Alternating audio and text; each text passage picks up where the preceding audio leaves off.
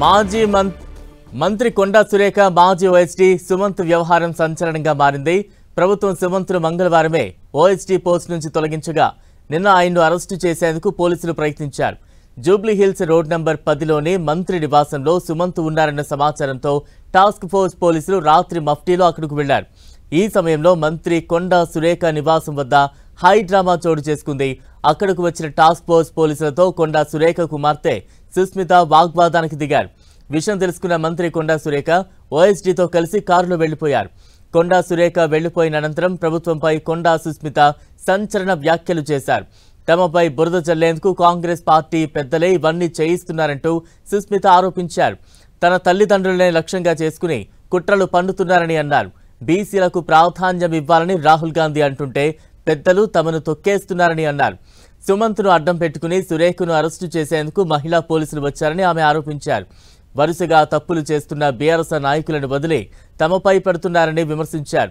హుజూర్ నగర్ పరిధిలో ఉన్న Deccan cements company ప్రతినిధులను సుమంత్ రివాల్వర్తో బెదిరించారని, మంత్రి ఉత్తమ్ సీఎంకు ఫిర్యాదు చేశారని, ఆ కారణంతోనే మాజీ ఓఎస్డీ అరెస్టుకు రంగం సిద్ధమైందనే ప్రచారం జరుగుతోంది.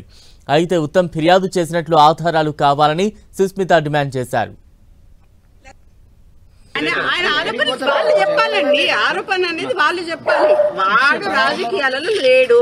ఎక్కడన్నా వానికి ఒక పోస్ట్ ఉందా అని అడగండి. వానికి ఒక విజిటింగ్ కార్డు లేదు, వానికి ఒక లెటర్ హెడ్ లేదు, వాని సంతకం ఒక పేపర్ మీద ఉండదు. ఏ పేషీకి పోయినా కూడా ఏ పేషీల పేపర్ మీద సుమంత్ అనే సంతకం ఉండదు. సో అయినా కూడా టర్మినేట్ చేసినా కూడా మేమేం మాట్లాడలేదు. ఇదంతా తీసుకొచ్చి what are they doing, what are they trying to do? అంటే మీ అమ్మగారిని ఏమైనా టార్గెట్ చేసి? మా అమ్మగారిని టార్గెట్ చేస్తున్నారు కదండి. బీసీలు అనేమో రాహుల్ గాంధీ అరుస్తుంటే ఇక్కడ రెడ్లందరూ కలిసి బీసీలను మమ్మల్ని తొక్కుతున్నారు కదా.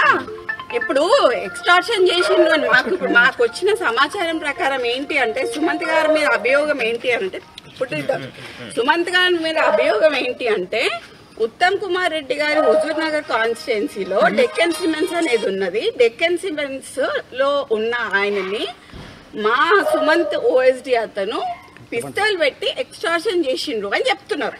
ఓకే, పిస్తల్ ఎక్కడ ఉన్నాయండి? ఇప్పుడు నాకు అర్థంగా ఇదంతా ఎక్కడికి తీసుకొస్తారు అని అంటే మా నాన్నని ఏం చేయడానికి తీసుకొస్తారండి.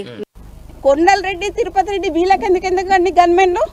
నేను అడుగుతా, రేవంత్ రెడ్డి అన్నదమ్ములకు ఎందుకు గన్మెన్లు? ఎందుకు? మాకు ఒకవేళ మా ముఖ్య అనుచరుడు ఆయనకు యాక్చువల్లీ మర్డర్ అటెంప్ట్స్ ఉన్నాయి, ఆయనకి థ్రెట్ ఉంది, ఆయనకి తీసేసిండ్రు. అడిగితే మాకు ఇయ్యరు గన్మెన్లు. మరి తిరుపతి రెడ్డికి కొండల రెడ్డికి ఏమున్నాయండి? అది మొత్తం ఆయనండి. పొంగులేటి శ్రీనివాస్ రెడ్డి, వేం నరేందర్ రెడ్డి, రేవంత్ రెడ్డి చేస్తున్నారు. ఓకే, బీసీ మంత్రులను తొక్కాలని చూస్తున్నారు. ఇది కరెక్ట్ కాదండి. మేము తెలుగుదేశంలో కొట్లాడినాము, టీఆర్ఎస్లో కొట్లాడినాము, అన్నిట్లో కొట్లాడినాము. కానీ ఇట్లా సొంత పార్టీలనే మాకు ఇట్లాంటివి జరుగుతాయని మాత్రం మేము ఎప్పుడు అనుకోలేదండి. చాలా దురదృష్టకరం. అండ్ దీంట్లో నేను మాత్రం ముఖ్యంగా చెప్తున్నా, యాజ్ అ డాటర్గా మా నాన్న దీంట్లో మా నాన్నని కానీ మా అమ్మని కానీ మా ఇప్పుడు సుమంత్ అనే అతన్ని కానీ అతను మా ఫ్యామిలీ మెంబరు, వాడికి కానీ ఏమైనా హాని జరిగితే మాత్రం తీవ్ర పరిణామాలు ఎదుర్కోవాల్సి వస్తుంది గవర్నమెంట్. దీంట్లో పొంగులేటి హస్తం ఉన్నది, దీంట్లో రేవంత్ రెడ్డి హస్తం ఉన్నది, వేం నరేందర్ రెడ్డి హస్తం ఉన్నది. వాళ్ళు ముగ్గురు బాధ్యులు అవుతారు. వాళ్ళు ముగ్గురు బాధ్యులను చేస్తారు. కొండల రెడ్డి